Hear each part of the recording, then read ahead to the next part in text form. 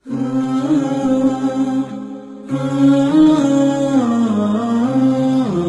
سوال یہ ہے کہ یہ جو بڑی راتیں جو آتی ہیں، لیلۃ القدر جو آتی ہے اور یہ شب معراج جو آتی ہے اور شب برات جو آتی ہے، تو لوگ جو خصوصاً پاکستان اور انڈیا میں لوگوں نے جو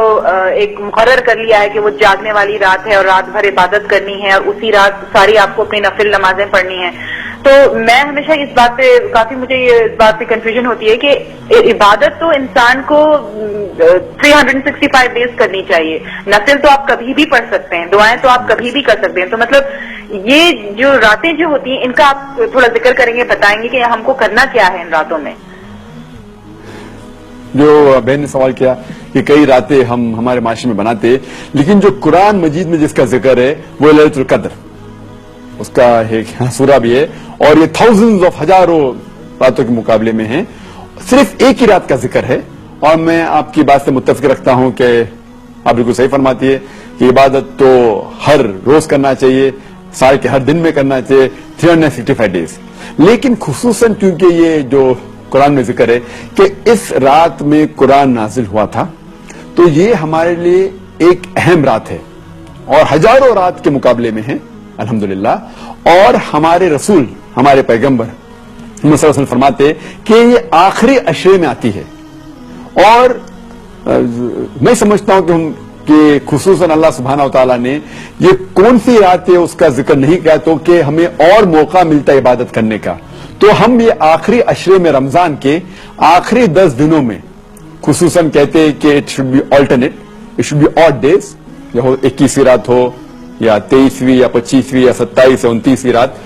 ان ایک راتوں میں ہونا، اور کیونکہ ہمیں پتا نہیں کہ رمضان کبھی ایک دن لیٹ شروع ہوتا ہے ایک دن پہلے شروع ہوتا ہے، تو اسی لیے ہم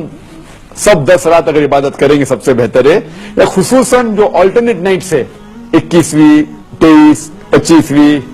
27 29، تو ہمیں موقع ملتا ہے اور عبادت کرنے کا، لیکن اس وقت آپ جو عبادت کریں گے آپ کا جو ثواب ہے وہ کئی زیادہ ہوگا، تو اسی لیے اللہ کے رسول نے کہا کہ ہمیں ڈھونڈنا چاہیے کہ یہ رات جو ہے آخری عشرے میں ہمیں ڈھونڈنا چاہیے تو کہ عبادت کرنے کا موقع ہے، اور عام طور پہ عبادت کرنے کا ثواب تو ملے گا ہی، لیکن خصوصاً رمضان میں ثواب اور ملے گا،